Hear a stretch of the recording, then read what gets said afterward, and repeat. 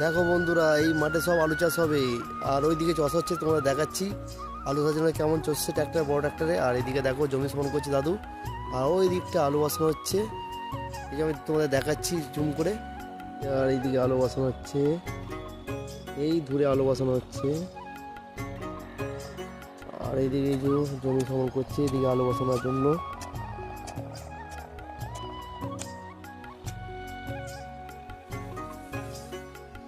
এই জমিতে সব আলু চাষ হবে।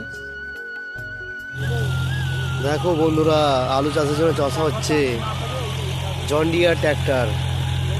আর এখানে বকগুলো দেখো কত সুন্দর লাগছে।